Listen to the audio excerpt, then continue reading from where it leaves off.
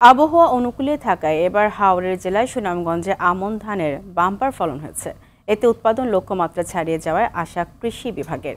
ফলন ভালো হওয়ায় উৎপাদন খরচ পুষিয়ে লাভের আশা করলেও ন্যায্য দাম পাওয়া নিয়ে শঙ্কায় চাষিরা। ধানের ন্যায্য দাম নির্ধারণের জন্য সরকারের কাছে দাবি তাদের। সুনামগঞ্জ থেকে শহীদ নূরের পাঠানো প্রতিবেদন জানাচ্ছেন সৈয়দা সামিয়া তামান্না। যতদূর চোখ যায় দেখা মিলবে বিস্তৃত ক্ষেত জুড়ে সোনালী ধান। আবহাওয়া অনুকূলে থাকায় সুনামগঞ্জে আমন ধানের ভালো ফলন হয়েছে। এতে খুশি চাষিরা। এরই মধ্যে জেলার বিভিন্ন হাওরে শুরু হয়েছে ধান কাটা। আশানুরূপ ফলনে উৎপাদন খরচ মিটিয়ে লাভের আশা করছেন চাষিরা। তবে দ্রব্যমূল্যের ঊর্ধ্বগতির এই সময়ে ন্যায্য দাম পাওয়া নিয়ে শঙ্কায় পড়েছেন তারা। 10-12 মন করি কি আরো হইছে, আল্লাহ যদি দেওয়া হয় দেয়। এবার মাশাআল্লাহ বাল্লা দাম হইছে, বাপ্পার ফসল হইছে, ধানের দাম যদি থাকে তাহলে কৃষকরা খুশি। এই কার্তিক মাসে মেঘডাউনে বড় উপকার হয়েছে।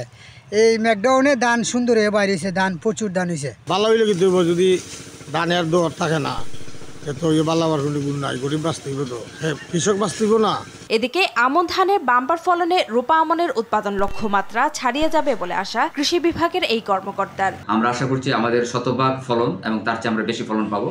ইতিমধ্যেই রূপা আমন ধান কর্তন শুরু হয়েছে এবং আমরা নিজেরও বিভিন্ন শস্য কর্তন উপস্থিত থেকে আমরা দেখতে পাচ্ছি যে এভারেজ আমাদের বিঘা প্রতি 15 থেকে 16 মন আমন ধান পাওয়া যাচ্ছে এবং আমরা আশা করছি যে এবছর আমাদের সুনামগঞ্জ জেলায় রূপা আমন ফসলের বাম্পার ফলন হবে। চলতি বছর জেলায় 83,395 হেক্টর জমিতে রূপা আমন ধানের আবাদ হয়েছে। আর চালের উৎপাদন লক্ষ্যমাত্রা ধরা হয়েছে 2,14,960 মেট্রিক টন।